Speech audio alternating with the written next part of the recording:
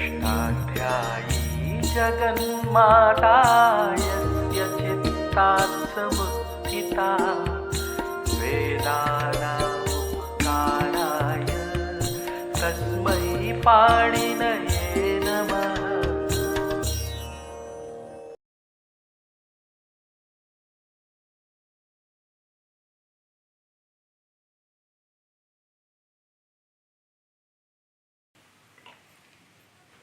नमक पानी नहीं। हम लोग इकारांत और उकारांत शब्दों के रूप बना रहे हैं और इकारांत उकारांत पुंलिंग और इकारांत उकारांत स्त्रीलिंग इनके रूप हम बना चुके हैं। अब क्रमानुसार हमें इकारांत उकारांत नपुंसक शब्दों के रूप बनाना है। घी संज्ञा नपुंसक में भी होगी क्योंकि शेषो घ्यसकी ने किसी लिंग की व्यावृत्ति नहीं की है, तो घी संज्ञा तीनों लिंगों में होती है, इकारांत उकारांत की। जिसकी नदी संज्ञा नहीं है उन इकारांत उकारांत की घी संज्ञा होती है, यही कहा है। गितिरस्वश्च, गित विभक्तियाँ परे होने पर रस विकारांत उकारांत जो स्त्रीलिंग शब्द हैं उनकी नदी संज्ञा होती है विकल्प से, तो पक्ष में घी संज्ञा हो जाती है। तो अब हम विचार कर रहे हैं इकारांत उकारांत नपुंसक लिंग शब्दों का। ये जो नपुंसक लिंग शब्द हैं इनके दो भेद किए। एक तो नित्य नपुंसक लिंग है जो नपुंसक लिंग में ही होते हैं, जैसे वारी है, मधु है, ये शब्द नपुंसक लिंग ही होते हैं, या अन्य लिंग में होते ही नहीं हैं। तो अपने लिंग के सिवा दूसरे लिंग को कभी नहीं कहते। नपुंसक लिंग के सिवा किसी दूसरे लिंग को ये कभी नहीं कहते हैं, मतलब पुंलिंग को कभी नहीं कहेंगे। तो ये कहलाएंगे अभाषित पुंस्क, भाषिता पुमान येन, जहाँ पर जिनके द्वारा पुमान भी भाषित हो, पुंलिंग भी भाषित हो, ऐसे नहीं है ये। जो नित्य नपुंसक लिंग शब्द हैं जो केवल नपुंसक को कहते हैं वो अभाषित पुंस कहलाए, मतलब वो कभी भी पुंलिंग को नहीं कहते हैं। और कुछ शब्द ऐसे होते हैं जो पुंलिंग को भी कहते हैं और नपुंसक लिंग को भी कहते हैं। जैसे गुण शब्द हैं शुचि, शुचि, मृदु, कटु, अनादि, ये शब्द कैसे हैं? ये शब्द जिसकी विशेषता बताते हैं उसके लिंग वाले हो जाते हैं। शुचिर ब्राह्मणी, शुचिर ब्राह्मणा और शुचिकुलम, शुचि ब्राह्मणी, शुचि ब्राह्मण और शुचिकुल। तो शुचि शब्द कैसा हो गया? ये भाषित पुंस्क हो गया। शुचि शब्द का अर्थ क्या है? शुचि का प्रवृत्ति निमित्त है शुचित्व, शुचि का प्रवृत्ति निमित्त है शुचित्व। प्रत्येक शब्द अपने अर्थ को कहता है तो अपने प्रवृत्ति निमित्त से कहता है। प्रत्येक शब्द जो अर्थ को कहता है तो घट कहने से घट का ही बोध क्यों होता है? क्योंकि घट में घटत्व है, तो घटत्व उसका प्रवृत्ति निमित्त है। तो इसी प्रकार जब कोई शब्द किसी अर्थ को कहता है तो उसी अर्थ को क्यों कहता है? उस प्रवृत्ति निमित्त के कारण कहता है। तो शुचित्व एक ही प्रवृत्ति निमित्त है, वो ब्राह्मण को कहे, चाहे ब्राह्मणी को कहे, चाहे कुल को कहे, शुचित्व प्रवृत्ति निमित्त के कारण ही वो तीनों का बोध कराता है। तो शुक्ल में शुक्लत्व है, शुचि में शुचित्व है, मनुष्य में मनुष्यत्व है, घट में घटत्व है। प्रत्येक पदार्थ के भीतर जो धर्म होता है वही उसका प्रवृत्ति निमित्त होता है। उसी प्रवृत्ति निमित्त के कारण वो शब्द वो तत्त अर्थों को कहने के लिए समर्थ होता है। सुधी शब्द है, सुधी का अर्थ हुआ अच्छा ध्यान करने वाला, शोभनम ध्यायति इति सुधी। अब ये सुधी शब्द जो है इसका प्रवृत्ति निमित्त है शोभन ध्यान कर्तृत्व, अच्छा ध्यान करना, शोभन ध्यान कर्तृत्व। ये पुरुष में भी हो सकता है, स्त्री में भी हो सकता है और कुल इत्यादि नपुंसक में भी हो सकता है। तो ये प्रवृत्ति निमित्त कैसा हुआ? सभी लिंगों में गया। तो ये जो प्रवृत्ति निमित्त है वो पुंलिंग में भी है, स्त्रीलिंग में भी है, नपुंसक लिंग में भी है। तो ये शब्द कैसा कहलाया? ये भाषित पुंस्क कहलाया। ये भाषित पुंस्क हुआ। और वारी मधु इत्यादि जो शब्द हैं ये अपने प्रवृत्ति निमित्त से केवल नपुंसक लिंग को कहते हैं, अन्य लिंग को नहीं कहते। तो ये कहलाते हैं आभाषित पुंसक। पीलू शब्द है, पीलू। पीलू एक वृक्ष होता है, पीलू एक वृक्ष होता है। तो इसको जब पुंलिंग में कहते हैं पीलू शब्द को, पीलू, तो वृक्ष को कहता है। और जब नपुंसक लिंग में कहते हैं तो वृक्ष के फल को कहता है। जब ये पीलुर वृक्ष हम कहते हैं, पीलुर वृक्ष, तब वृक्षत्व व्याप्य जाति विशेषात्मकम पीलुत्वम, ये इसका प्रवृत्ति निमित्त होता है। वृक्षत्व व्याप्य जाति विशेष इसका प्रवृत्ति निमित्त होता है। और जब पीलू शब्द नपुंसक लिंग में होता है तो हम पीलू फलम कहते हैं, तब फलत्व व्याप्य जाति विशेषात्मकम पीलुत्वम ये बनता है। तो वृक्षों को कहने के लिए वृक्षत्व है प्रवृत्ति निमित्त, और फल को कहने के लिए फलत्व है। दोनों प्रवृत्ति निमित्त अलग अलग हो, तो अलग अलग लिंगों में अलग अलग प्रवृत्ति निमित्त हो गए। तो ये भी कहलाया आभाषित पुंसक। शब्द जिस प्रवृत्ति निमित्त से एक लिंगों को कहे उसी प्रवृत्ति निमित्त से दूसरे लिंग को कहे, वो कहलाएंगे भाषित पुंसक।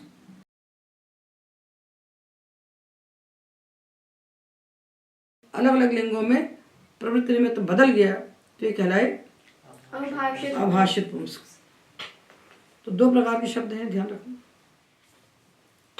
शुचि, मृदु, कटु, लघु, सारे गुणवाचक जो शब्द हैं ये एक ही प्रवृत्ति निमित्त से सारे लिंगों में कहेंगे। सारे लिंगों को कहने के लिए इसका एक ही प्रवृत्ति निमित्त होता है। जो शब्द है सुष्ठु ध्यायति, प्रकृष्टम ध्यायति, सुष्ठु लुनाति इति सुलुः, कटम प्रवते इति कटप्रुः, खलम पुनाति इति खलपुः, ये जो क्रिया शब्द हैं तो ये एक ही प्रवृत्ति निमित्त से सारे लिंगों को कहेंगे। तो ये भी कैसे कहलाए? भाषित पुंसक कहलाएंगे। तो अभाषित पुंसक कौन कौन से शब्द हुए? जो नित्य नपुंसक लिंग है, जो दूसरे लिंग में नहीं है, अथवा जो अलग अलग लिंगों में अलग अलग अर्थों को कहते हैं। अलग अलग लिंगों में अलग अलग अर्थों को कहते हैं। पुंलिंग में वृक्ष को कहते हैं, पीलू शब्द पुंलिंग में वृक्ष को कहता है और नपुंसक लिंग में फल को कहता है। तो दोनों लिंगों में प्रवृत्ति निमित्त बदल गया। तो एक ही प्रवृत्ति निमित्त से दूसरे लिंग को उसने नहीं कहा, तो ये भी कहलाया आभाषित पुंसक। तो आभाषित पुंसक हो गए दो, एक नित्य नपुंसक लिंग और दूसरे अलग अलग लिंगों में जिनका प्रवृत्ति निमित्त बदल जाता है। बाकी सब कहलाए भाषित पुंसक। क्योंकि आगे सूत्र जब आएंगे तृतीयादिशु भाषित पुंसकम पुंवद्गालवस्य, तो वहाँ हमको देखना पड़ेगा कि शब्द में सूत्र लगाएं किसमें न लगाएं। अब ये शब्द हैं भाषित पुंसक, खलपु, सुलु इत्यादि, ये दो प्रकार के हैं, जिनके अंत में प्रत्यय है और जिनके अंत में धातु है। तो प्रधि, सुलु इत्यादि जो हैं, कटप्रु, खलपु, इनके अंत में धातु है। ये क्विप प्रत्ययांत है, तो प्रत्यय का लोप हो गया और पिबंता विजंता धातुत्व न चाहती प्रातिपदिकत्व जब प्रतिपादयंती, इससे प्रातिपदिक बनने के बाद भी धातु बने हुए हैं। तो हम इतनी प्रक्रिया अभी तक पढ़ चुके हैं। तो जिन शब्दों के अंत में धातु है वहाँ हमको धातुओं के लिए जो कार्य कहे गए हैं, अचुष धातु भ्रुवाम, ईरने काचो संयोग पूर्वस्य ओ सुपी, इन सूत्रों को लगाना है। जिनके अर्थ में धातु नहीं है, प्रत्यय है, वहाँ हम लगाएंगे जो सूत्र हम पहले पढ़ चुके हैं, कोई घनाची इत्यादि, वो सब सूत्र लगेंगे वहाँ पर। तो इसको बुद्धि में रख करके हम आरंभ करते हैं। तो पहला सूत्र नपुंसक में हम पढ़ते हैं रस्व नपुंसके प्रातिपदिकस्य। जो नपुंसक प्रातिपदिक होते हैं उनके अंत में जो दीर्घ स्वर होता है वो ह्रस्व हो जाता है। नपुंसक के अंत में दीर्घ स्वर है तो उसको पहले ह्रस्व नपुंसके प्रातिपदिकस्य से ह्रस्व कर लीजिए। जैसे श्रीयम पात इति श्रीपा शब्द बनाया, श्रीपा, तो ये पहले ह्रस्व हो गया, तो क्या बन गया? श्रीप। ग्रामम नयति ग्रामणी, तो ग्रामणी के अंत में जो ई है ये ह्रस्व हो गया। खलम पुनाति थी खलपू, तो जब खलपू को आप कुल के लिए कहेंगे, खलम पुनाति थी तत्कुलम खलपू, ह्रस्व हो जाएगा। तो खलपू का उ ह्रस्व हो जाएगा, ग्रामणी का ई ह्रस्व हो जाएगा, श्रीपा का आ ह्रस्व हो जाएगा। तो ये जो दो निश्चित बातें हैं, इन दो को बुद्धि में पहले रख लीजिए कि नपुंसक प्रातिपदिक के अंत में जो भी दीर्घ स्वर दिखेगा उसको हम पहले ह्रस्व कर देंगे। और नपुंसक के प्रत्यय हैं जश शशोषी और नपुंसकाच्य, स्वमूल नपुंसका। स्वमूल नपुंसका से हम सुअम का लुक कर देंगे। और जो औ हैं प्रथमा द्वितीय में, उनको नपुंसकाच्य से हम शी आदेश करेंगे। दीर्घ दीर्घ ई है, शकार की संज्ञा कर दे तो ई बचा।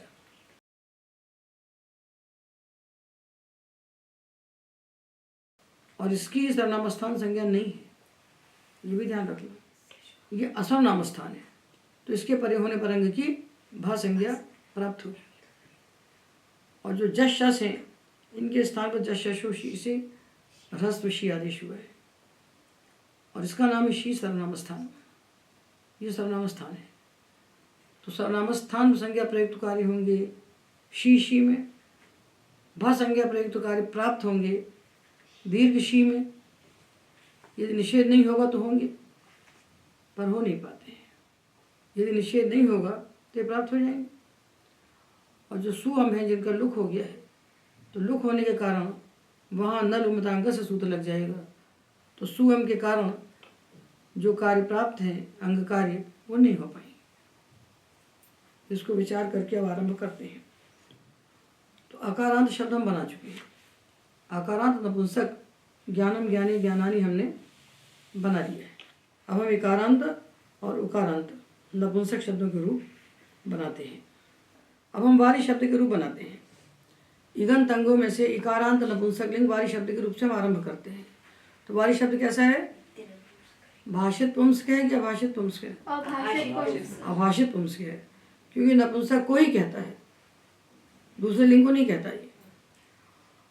तो वारी में सु लगाया, स्वमोर नपुंसकात से उसका लुक हो गया, तो वारी बन गया। और वारी में जब हमने औ विभक्ति लगाई तो औ के स्थान पर नपुंसकाच से शी आदेश हो गया, तो वारी और शी। अब ये शी जो है ई, ये आजादी विभक्ति है। आजादी विभक्ति परे होने पर ये कोच विभक्तो सूत्र आता है। इगंत नपुंसक को नुम का आगम होता है आजादी विभक्ति परे होने पर। ये इगंत नपुंसक है, ये आजादी विभक्ति है। इसको हो गया नुम का आगम। किसको हुआ? इसको। विदचोन त्याग परा से अंतिम जो ई है इसके बाद आके बैठ गया, तो बन गया है वारिन और ई। यहाँ और कोई सूत्र प्राप्त नहीं है, तो इनको हमने मिला दिया और नकार के स्थान पर हमने णत्व कर दिया। तो वारिणी, वारी वारिणी। और जब जस विभक्ति आई तो जस के स्थान पर जस शशो शी आदेश किए, और शी की शी सर्वनाम स्थान सूत्र से हमने सर्वनाम स्थान संज्ञा कर दी। अब यहाँ ये आज़ादी है शकार की संज्ञा करके, तो यहाँ दो सूत्र आएंगे नुमागम करने के लिए। ये कोच विभक्तो कहेगा इगंत नपुंसक को नुमागम होता है आज़ादी विभक्ति परे होने पर, और नपुंसकस झलचा सूत्र कहता है कि झलंत और अजंत जो नपुंसक, उसको नुम का आगम होता है सर्वनाम स्थान परे होने पर। तो दोनों सूत्र इसको नुम का आगम करना चाह रहे हैं। इगंत अंग को इकोच विभक्तों से नुमागम प्राप्त है इगंत नपुंसक को, और अजंत अंग को नपुंसकस झलचा से नुमागम प्राप्त है। दोनों सूत्र प्राप्त होते हैं। तो देखिए नपुंसकस झलचा है 72, 7 1 72। इकोच विभक्तों उसके तुरंत बाद है 7 1 73। तो परत्वात यहाँ हम इकोच विभक्तों से नुमागम करेंगे। वनानि ज्ञानानि में हम नपुंसकस झलचा से करेंगे, क्योंकि वो इगंत नहीं है, तो वहाँ इकोच विभक्त प्राप्ति नहीं है। और यहाँ हम नुमागम करेंगे इकोच विभक्तों से।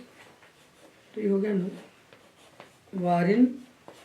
अब इसकी संज्ञा है सर्वनाम स्थान, शी की संज्ञा नहीं थी, तो सर्वनाम स्थाने चा संबुद्ध। नान्त अंग की उपधा को दीर्घ होता है संबुद्धि भिन्न सर्वनाम स्थान परे होने पर, तो इसको दीर्घ हो गया। वारिणी, नकार को नत्थ हो गया, अटको पांगनुम विवाही पे से। वारी वारिणी वारिणी।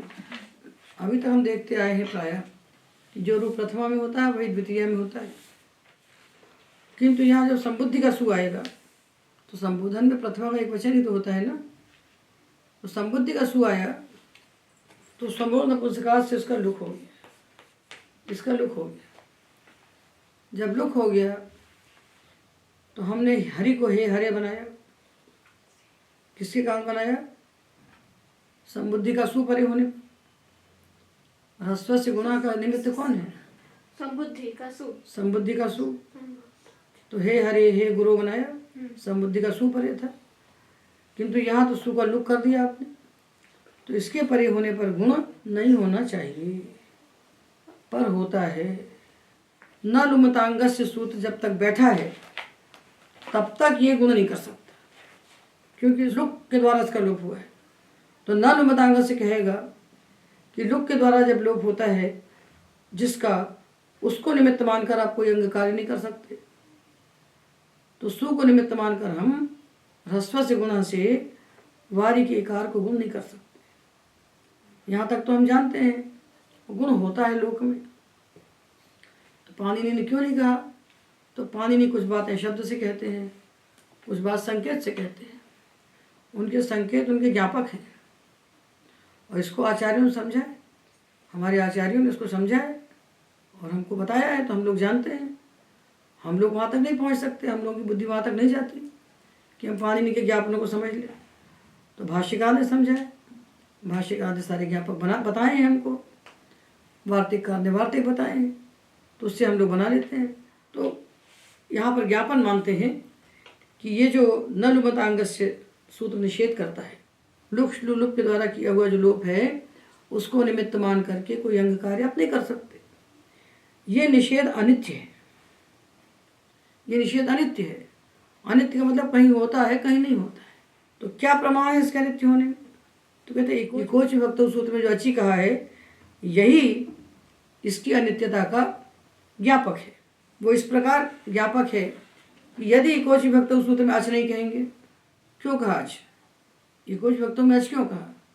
बोले नहीं कहेंगे अच्छी, तो भ्याम भिस इत्यादि हलादि भक्तियों में भी ये नुमागम होने लगेगा। तो बोले हो जाने दो, भ्याम भिस में हो जाए तो नुमागम। ये वारी है और इससे हमने भ्याम लगा दिया है।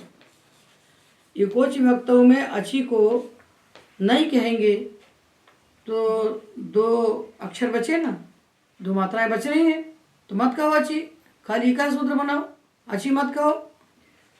तो बोले भाई यहाँ हो जाएगा तो क्या करेंगे? बोले यहाँ हो जाने दो। नहीं कहेंगे अच्छी तो क्या होगा? यही होगा ना कि हलादी में हो जाएगा, तो यहाँ हो जाएगा। तो हो जाने दो, यहाँ तो पद संज्ञा हो रही है, हम पद लोप कर लेंगे उसका। हलादी भक्तियों में पद संज्ञा होने के कारण हम उस नकार का नलुपा प्रातिपदिकांत से सुलभ कर लेंगे। हमारे पास तो उतना पूरा यंत्र बना बैठा है, वो यंत्र हमारे पास तैयार है, हम नकार का लोप कर लेंगे। तो मत कहो अच्छी, तो अच्छी ग्रहण व्यर्थ हो गया। तो यदि आप कहेंगे जो संबुद्धि का सु है वो भी तो हलादी है, संबुद्धि का सु, उसको रोकने के लिए एकोच विभक्तों में अच्छी कहा गया है। उसके लिए एकोच विभक्त सूत्र में अच्छी कहना आवश्यक है, यदि आप ऐसा कहते हैं। क्योंकि यदि आप अच्छी नहीं कहेंगे तो संबुद्धि का सु परे होने पर वहाँ अनुमागम होने लगेगा, उसका लोप कैसे करेंगे आप? यहाँ तो आपने ना का लोप कर दिया, और जब वारी से संबुद्धि का सु आएगा और यहाँ अनुमागम हो जाएगा तब आप इसका लोप कैसे करेंगे? क्योंकि न रूपा प्रातिपदिकांत से सूत्र का निषेधक सूत्र है न गी संबुद्धियो हो, न गी संबुद्धियो हो। वही लिखा है, उसी के बाद देख लीजिए आप।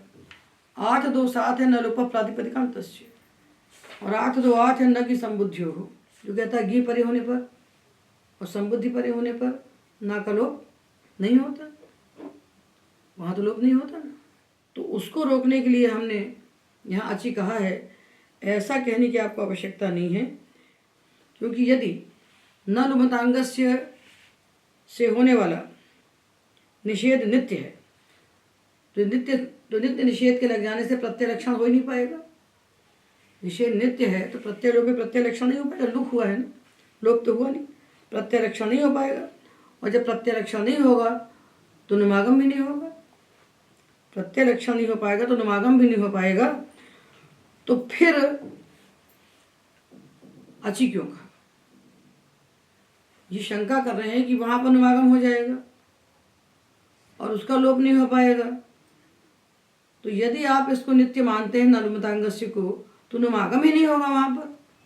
नुमागम क्यों होगा? प्रत्यय नहीं होगा तो प्रत्यय को निमित्त मानकर होने वाला अंग कार्य नहीं होगा, नुमागम तो अंग कार्य है ना, वो होगा ही नहीं। तो फिर अची क्यों कहा? इसलिए कहा कि वो जान रहे हैं आचार्य कि नलुमतांग से सूत्र अनित्य है, और अनित्य होने के कारण वारी सु में जब हमने स्वमोद नपुंसकात से संबुद्धि का लुक कर दिया तो प्रत्यय लक्षण से यहाँ पर एकोची भक्ति उससे नुमागम प्राप्त हो सकता है। आचार्य को दिख रहा है, भगवान पाणिनि को दिख रहा है कि यहाँ नुमागम हो सकता है। तो वहाँ नुमागम कब हो सकता है? जब आप नलुमतांग से को अनित्य मानेंगे। जो सु का लुक किया स्वमोद नपुंसकात ने, लुक होने के बाद नलुमतांग से नुमागम नहीं होगा, ऐसा नहीं हो रहा है। उनको नुमागम की प्राप्ति वहाँ दिख रही है, तो उनको नुमागम होता हुआ वहाँ क्यों दिख रहा है? कि वो नलुमतांगस्य को अनित्य मान रहे हैं। तो नलुमतांगस्य को अनित्य मानने का फल क्या हुआ? उसके अनित्य मानने का फल ये नहीं हुआ, तो उसको अनित्य मान लिया उन्होंने। तो अनित्य मानने से क्या हुआ? अनित्य मान लिया तो वहाँ नुमागम होने लगा। जब होने लगा तो उसको रोकने के लिए उन्होंने अची कहा है सूत्र। तो ये तो आपका वचन सिद्धि हो गई, ये तो ज्ञापक के वचन की सिद्धि हो गई कि अची क्यों कहा? कि आचार्य को दिख रहा है कि वहाँ पर नुमागम होने वाला है। वारी में जब संबुद्धि के सु का लुक किया वहाँ ना हो जाए, उसको रोकने के लिए हमने अच्छी कहा। तो उसका फल क्या होगा? तो फल ये होगा कि रस्व से गुण हो जाए, हे वारे बन जाए। फल ये होगा नलुमतांग से अनित्य हो गया, तब उस संबुद्धि के सु को वहाँ मान करके रस्व से गुण कर दिया, तो हे वारे बन गया। ज्ञापकम तदेव वरम यस्वांशे चारितार्थ्यम वचन सिद्धि फल मन्यत्र। ज्ञापक का फल हमको अन्यत्र दिखना चाहिए। तो व्यर्थता कहाँ दिखाई? अची के ग्रहण में, और फल कहाँ दिखाया? संबुद्धि में गुण करके। तो प्रमाण क्या है? कि पाणिनि चाहते हैं कि वारी शब्द जो नपुंसक है, उसके बाद आने वाला जो संबुद्धि का सु, उसका स्वमोद नपुंसकात से लुक होने के बाद भी रस्व से गुण या गुण कर लेगा। इसका क्या प्रमाण है? तो बोले भाष्यकार ने हे त्रपो, भाष्य का एक वचन है हे त्रपो। त्रप यानी सीसा, लेड होता है धातु, वो नपुंसक है। त्रपु त्रपुणी त्रपुणी रूप बनते हैं उसके संबुद्धि में उन्होंने हे त्रपो ऐसा कहा है। तो भाष्य का वचन इसमें प्रमाण मिल गया।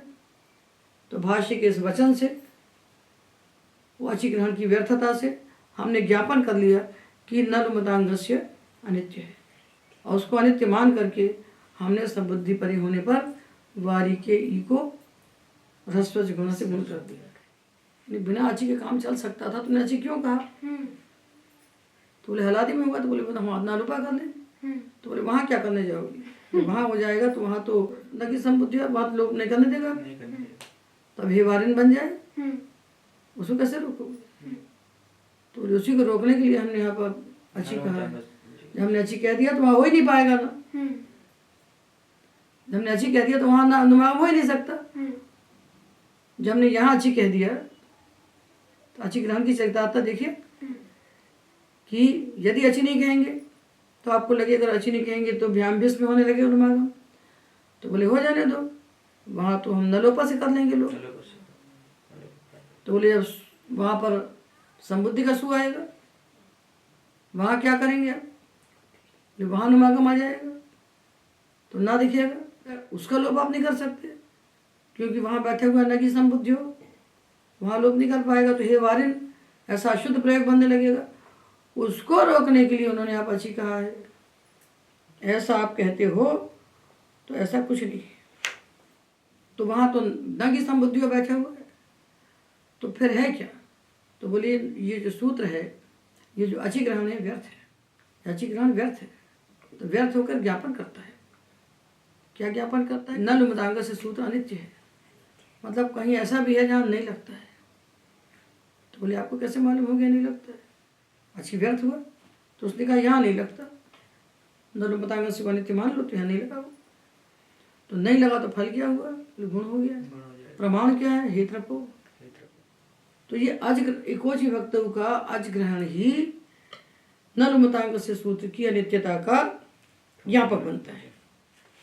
तो ननुमतांग से सूत्र अनित्य है, इसका ज्ञापन किया अची ने व्यर्थ होकर।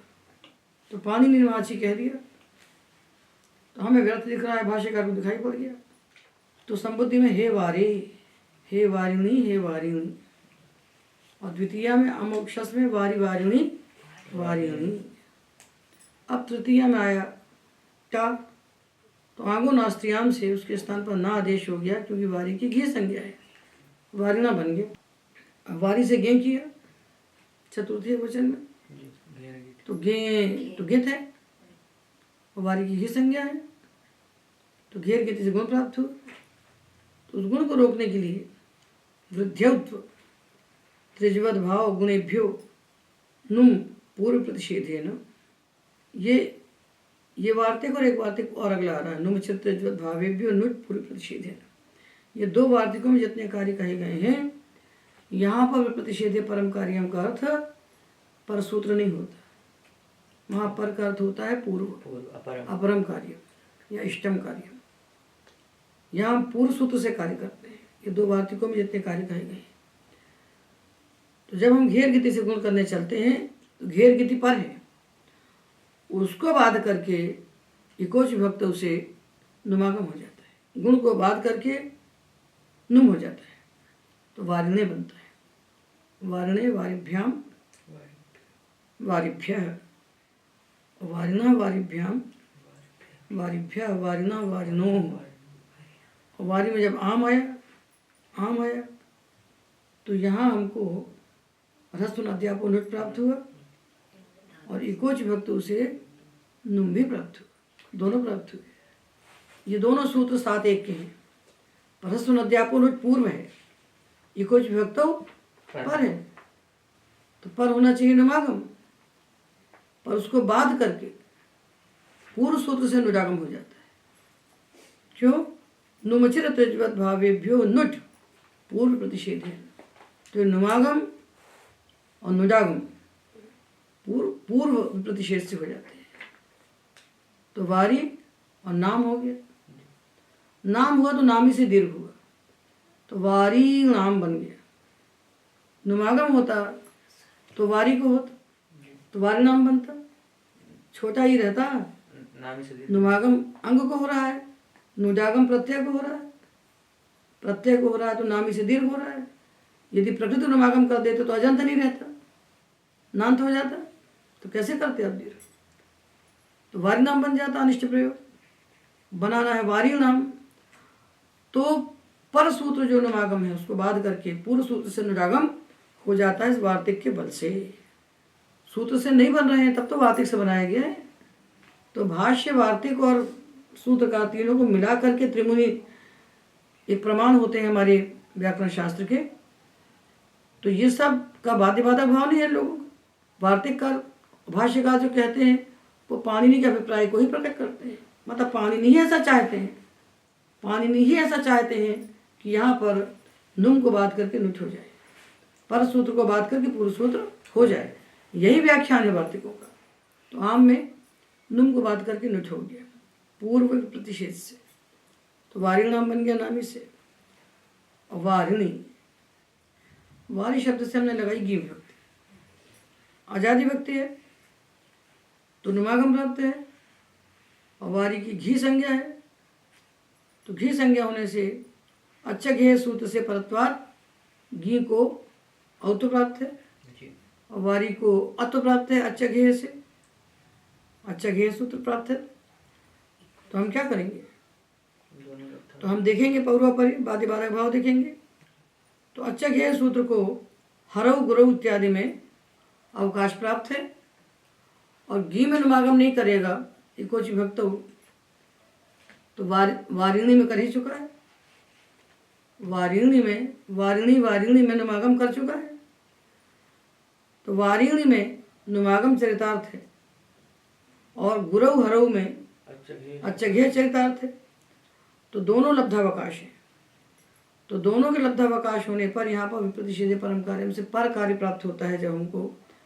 अब यहाँ किसका विरोध हो रहा है? अच्छघेय का और इकोच विभक्तौ का। इकोच विभक्तौ 7-1 का है और अच्छघेय 7-3 का है। तो इस प्रकार नुम और औत्व दोनों लब्धावकाश है, दोनों अन्यत्र अन्यत्र लब्धावकाश है। तो हमें क्या प्राप्त होगा? प्रतिषेधे परम कार्य से औत्व प्राप्त होता है। उसको बांधने के लिए वार्तिक बना है वृद्ध्यौत्व त्रिज्वद भाव गुणेभ्यो नुम भवति पूर्व प्रतिषेधे। तो औत्व को बाध करके नुम हो जाता है। आजादी विभक्ति परी होने पर निमागम हुआ तो वारिणी बन गया। वारिणी वारिणो हो वारिश। ठीक इसी प्रकार जो उकारांत नपुंसक शब्द हैं मधु इत्यादि जो अभाषित पुंसक हैं उनके रूप भी वारी के समान बन जाएंगे। तो वारी वारिणी वारिणी, हे वारे हे वारी, हे वारिणी हे वारिणी। तो देखिए ये नित्य है, यदि अनित्य होता तो हे वारे एक ही प्रयोग बनता। तो भाष्यकार ने इकोच विभक्तों के सूत्र में दिया है हे त्रपो, और एक ह्रस्वास संबुद्धे के भाष्य में दिया हुआ है हे त्रपु। एक ह्रस्वास संबुद्धे के भाष्य में हे त्रपु ये मिलता है हमको धर्म, और इकोच विभक्तों सूत्र के भाष्य में दिया है हे त्रपो।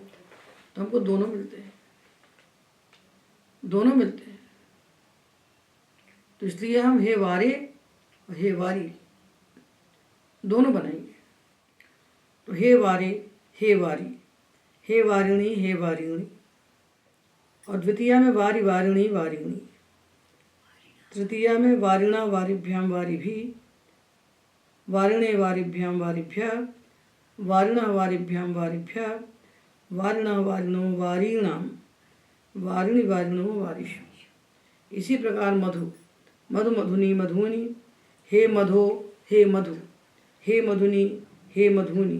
द्वितीया में मधु मधुनी मधुनी, और आगे मधुना मधुभ्याम मधुभी, मधुने मधुभ्याम मधुभ्य, मधुना मधुभ्याम मधुभ्य, मधुना मधुनो मधूनाम, मधुनि मधुनो मधुषु। ये इकारांत और उकारांत जो नित्य नपुंसक शब्द हैं अभाषित पुंसक, उनके रूप हमने बना लिए। अब हम लेते हैं नपुंसक शब्द अतिसखी को। सखायम अतिक्रांतम कुलम। अतिसखी, सखी यानी मित्र का अतिक्रमण करने वाला कुल, तो नपुंसक हो गया, नपुंसक शब्द हो गया। पर सखी तो है उसमें, सखी है ना। तो अतिसखी में सु और राम आए तो हमने लुक कर दिए, तो वारी के समान बन गए। वारी वारिणी ये तो बन गए, सखी सखी नहीं बन गए, अतिसखी अतिसखी नहीं तो बन गए। और जब शिव भक्ति आई, शिव भक्ति परे होने पर इकोच भक्त उसको निमागम प्राप्त है, और सख्य और संबद्धव से शी को निद्वत भाव होकर के अचोनीति से वृद्धि प्राप्त है, ऐसा लिख लीजिए वहाँ। तो इनमें से क्या होना चाहिए? अब दो का विरोध हो गया ना, कि नुमागम करें हम सखी को, कि शी को निद्वत भाव करके अचोनीति से हम सखी को वृद्धि करें। तो इन दो में से हम क्या काम करें? तो बोले अब सखी शब्द से हमने औ लगाया था, औजस सर्वनाम स्थान संज्ञक प्रत्यय लगाए थे, तो सखायो सखाया सखायम सखायो, ये 4 स्थानों पर सख्य और संबुद्धों को अवकाश है। जब अकेला शुद्ध सखी शब्द होगा तो वहाँ उसको नित्वत भाव भी हो जाएगा, वृद्धि भी हो जाएगी। तो सख्य और संबुद्ध निरवकाश नहीं है। यहाँ उसको यदि हम नित्वत भाव नहीं करने देंगे तो सखी शब्द में वो नित्वत भाव कर लेगा, तो निरवकाश नहीं है।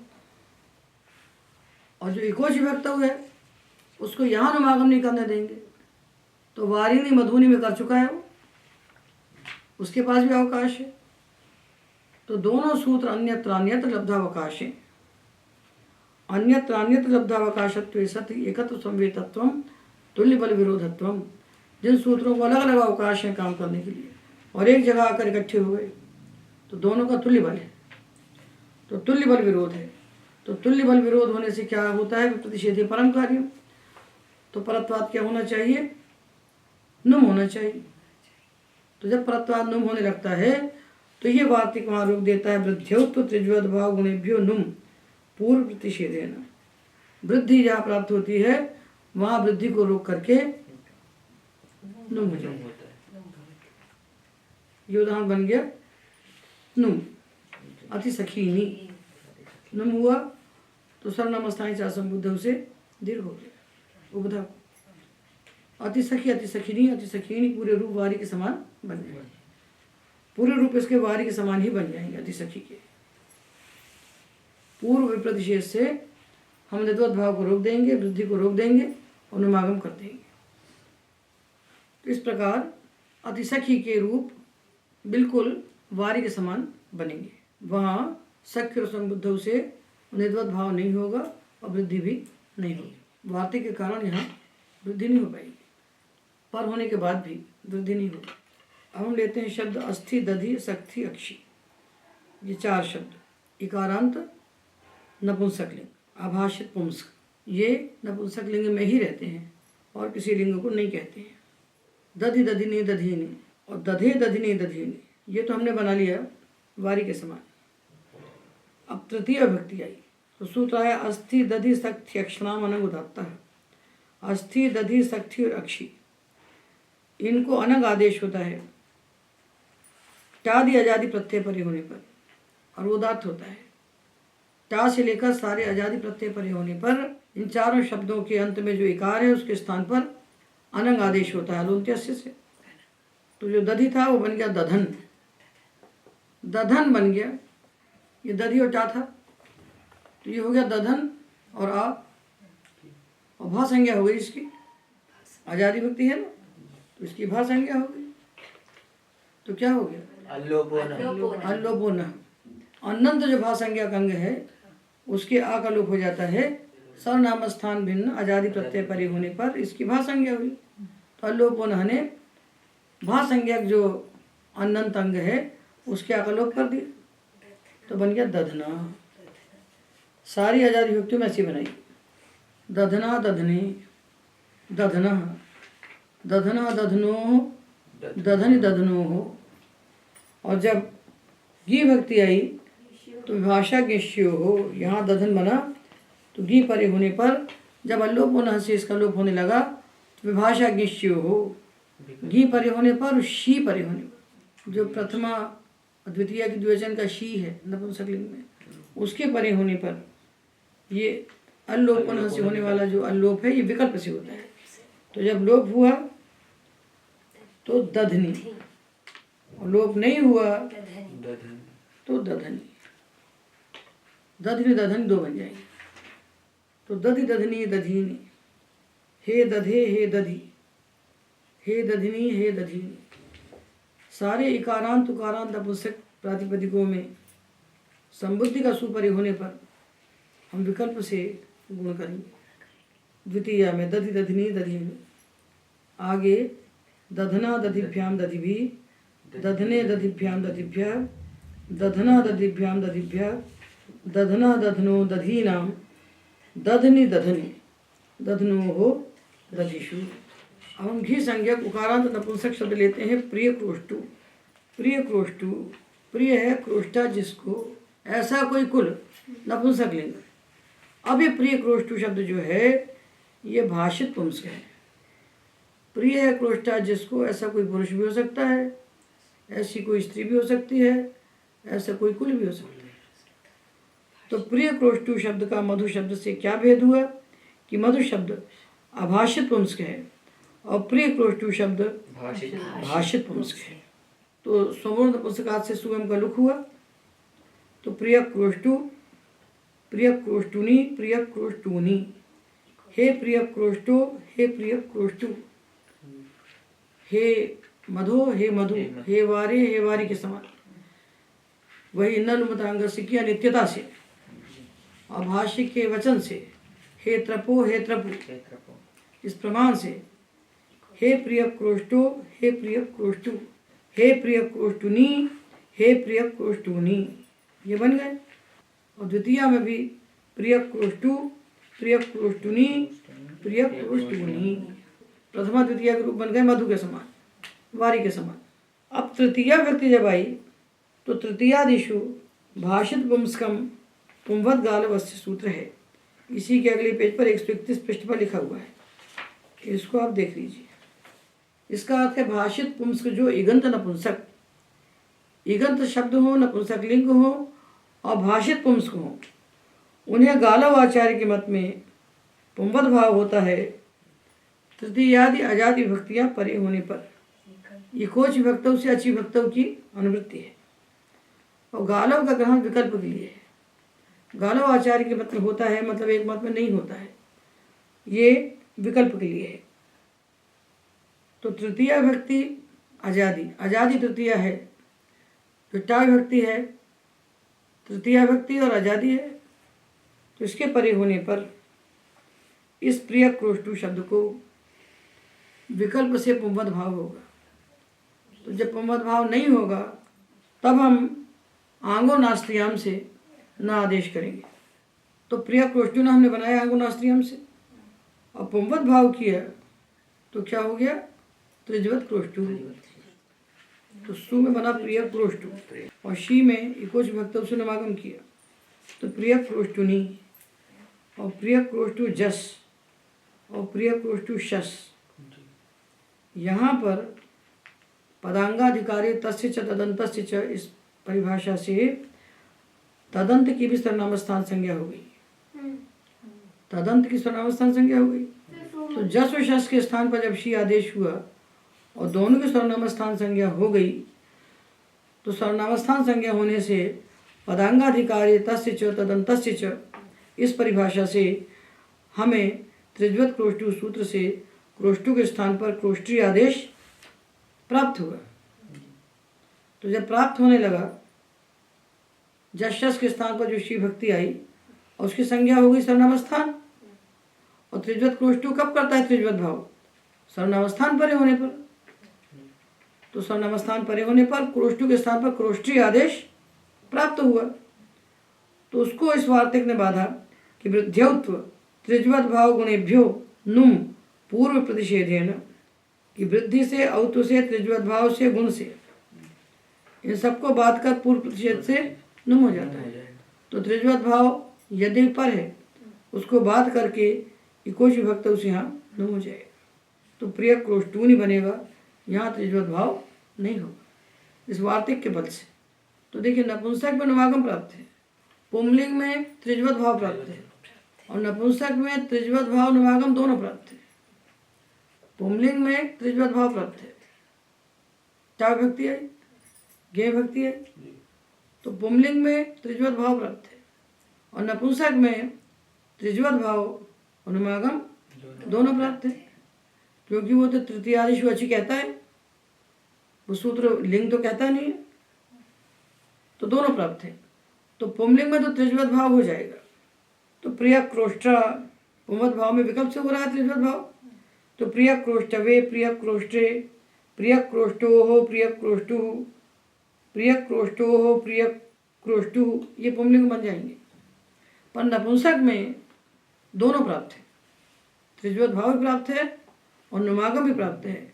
तो वहाँ इस वार्तिक से वृद्ध्यौ तो त्रिज्वत भाव गुणेभ्यो नुम पूर्व प्रतिषेधन, इस वार्तिक से त्रिज्वत भाव को बाध करके नुमागम करेंगे। नपुंसक लिंग में हम त्रिज्वत भाव नहीं करेंगे इस वार्तिक के बल से, वहाँ त्रिज्वत भाव को बाध करके हम तुम करेंगे। तो प्रिय क्रोष्टुना, प्रिय क्रोष्ट्रा, प्रिय क्रोष्टुभ्याम, प्रिय क्रोष्टुभी, ये हलादि भक्तियाँ यहाँ नहीं प्राप्त है। चतुर्थी में नुमागम किया तो प्रिय क्रोष्टु ने, नपुंसक में नुमागम ही होगा, वहाँ त्रिज्वत भाव नहीं होगा। और पुंवत भाव करने पर प्रिय क्रोष्टवे, प्रिय क्रोष्टे दो बनेंगे जैसे क्रोष्टु शब्द के बने थे। प्रिय क्रोष्टुभ्याम, प्रिय क्रोष्टुभ्य। और पंचमी में भी नपुंसक होने पर नुमागम किया तो प्रिय क्रोष्टुनः और पुंवत भाव होने पर हमने घेर गीति से गुण किया तो प्रिय क्रोष्टो हो, और त्रिज्वत भाव जब किया तो प्रिय क्रोष्टु हो। प्रिय क्रोष्टुभ्याम प्रिय क्रोष्टुभ्य। षष्ठी में भी नपुंसक लिंग में प्रिय क्रोष्टुनः दुमागम ही होगा, और पुंलिंग में त्रिज्वत भाव नहीं किया तो प्रिय क्रोष्टो हो, त्रिज्वत भाव किया तो प्रिय क्रोष्टु हो। जैसे क्रोष्टु से बनाया है, जैसे मातु पितु, उसी प्रकार त्रिज्वत भाव किया तो प्रिय क्रोष्टि हुआ, गस हुआ। ऋतुत किया, ऋतुत से उकार आदेश किया और रपर किया। प्रिय क्रोष्टु हो, प्रिय क्रोष्टुनो हो। ओस व्यक्ति आजादी है। नपुंसक में दुमागम हुआ तो प्रिय क्रोष्टुनो हो। उपमत भाव करने पर त्रिज्वत भाव होकर के प्रिय क्रोष्टो हो, और त्रिज्वत भाव न करने पर प्रिय क्रोष्टु हो, गुरुवों के समान। प्रिय क्रोष्टु नाम।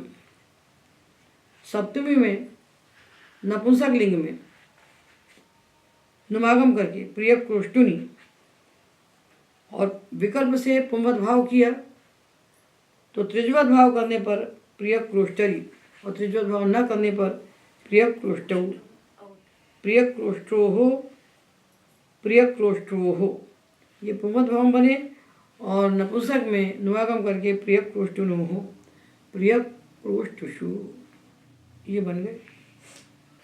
पुंवत भाव होगा तो त्रिज्वत भाव विकल्प से होगा, पुंवत भाव नहीं होगा तो नुमागम करके एक रूप। पुंवत भाव किया तो त्रिज्वत भाव का विकल्प होगा तृतीया से, तो दो रूप। अब ये सानु शब्द ले रहे हैं। सानु, इस वार्तिक को हम पढ़ चुके हैं। मांस शब्द में मांस प्रतना सानु नाम, मांस प्रतनवो वाच्या शसादव। सानु शब्द को विकल्प से स्नु आदेश होता है। शसाद विभक्तियां परे होने पर तो स्नु आदेश हुआ, तब भी ये उकारांत है, और सानु रहा तब भी उकारांत है, तो रूप बनेंगे मधु के समान। उकारांत नपुंसक मधु के समान इसके रूप बनेंगे। अभाषित पुंस्क नपुंसक लिंग में ही रहता है।